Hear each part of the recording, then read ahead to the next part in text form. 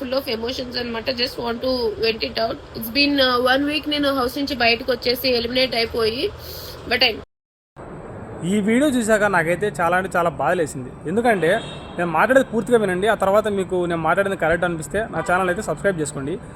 దమ్ము Sreeja big boss అగ్నిపరీక్ష షోలో తన 100% ఎఫర్ట్ పెట్టింది, టాటూ వేయించుకుంది, జాబ్కి రిజైన్ చేసింది, ఇన్ని సాక్రిఫైస్ చేసి ఇంత చేసి బిగ్ బాస్ షోలో అయితే అడుగు పెట్టింది. అక్కడ జరిగే ప్రతి టాస్క్లో తన 100% ఎఫర్ట్ పెట్టి ముందుకైతే వచ్చింది. ఆడియన్స్కి తన మీద పాజిటివ్ ఒపీనియన్ కలుగుతుందనగా ఆ టైంలో నాగార్జున గారు కూడా తనని మెచ్చుకుంటూ వచ్చారు.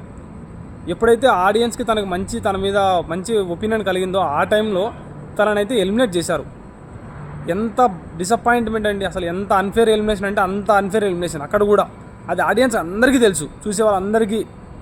తను అయితే ఇప్పుడు ఫుల్ ఇంకా అదే మోడ్లో అక్కడే స్టక్ అని అంతే డిసప్పాయింట్మెంట్తో ఉంది. పోనీ ఎలిమినేట్ అయిన తర్వాత ఏమన్నా తనకు అట్లీస్ట్ ఒక ఏవీ అన్నా ఉంది అంటే ఒక్క ఏవీ లేదు తనకు మెమొరీగా. ఎంత అన్లకీ ఫీల్ అవుతారు ఎవరైనా కానీ. ఒక ఏవీ లేదు, ఆడియన్స్ సపోర్ట్ ఉంది, ఇన్ని ఉండి కూడా నేను ఎందుకు బయటకు వచ్చానని చెప్పేసి ఎవరికైనా బాధలేస్తుంది కదా. ఎందుకంటే తను సాక్రిఫైస్ చేసింది, ఒక పర్మనెంట్ టాటూ వేసుకుంది, జాబ్కి రిజైన్ చేసింది. ఇన్ని చేసిన అమ్మాయికి ఎంత డిసప్పాయింట్మెంట్, ఎంత బాధ ఉంటుందండి. సో తను రీఎంట్రీ ఇస్తే ఖచ్చితంగా గేమ్ అయితే 100% చూడడానికి ఇంట్రెస్టింగ్గా ఉంటుంది, ఖచ్చితంగా గేమ్ అయితే మారుతుంది. ఇది నాకు అనిపించిన ఒపీనియన్. సో తను రీఎంట్రీ ఇవ్వాలని చెప్పేసి నేనైతే కోరుకుంటున్నాను. నేను మాట్లాడింది కరెక్ట్ అనిపించినప్పుడు మీరు నా ఛానల్ అయితే సబ్స్క్రైబ్ చేసుకోండి.